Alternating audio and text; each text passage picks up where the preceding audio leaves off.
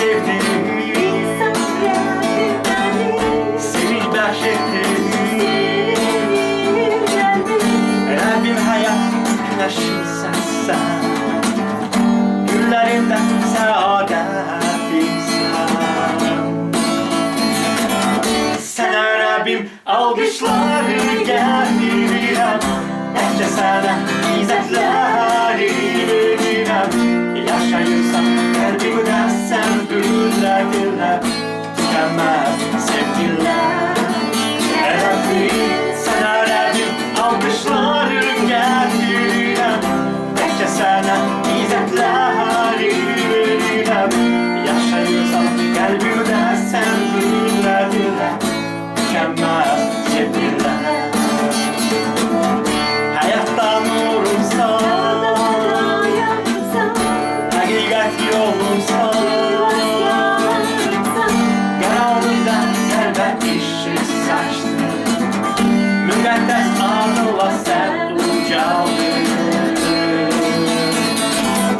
Sana Rabbim alkışları getirirem, bence sana izzetleri veririm.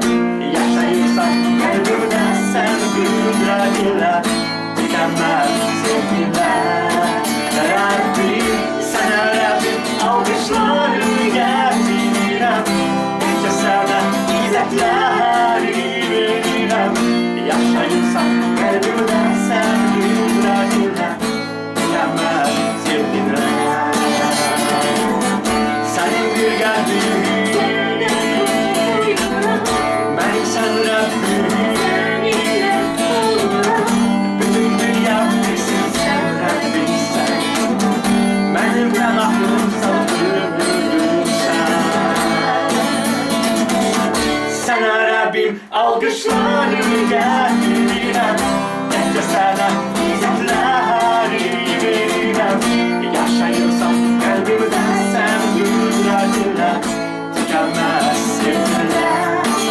Rabbim, sana Rabbim alkışları getirirem, bence sana izzetleri veririm.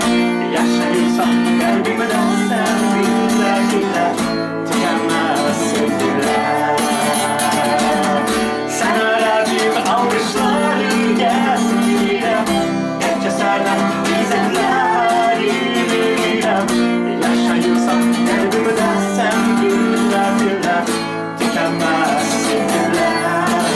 Rabbim, sana Rabbim alkışları getirirem, bence sana izzetleri veririm. Yaşayırsan kalbimde sen güzeldirler, tükenmez sevgiler.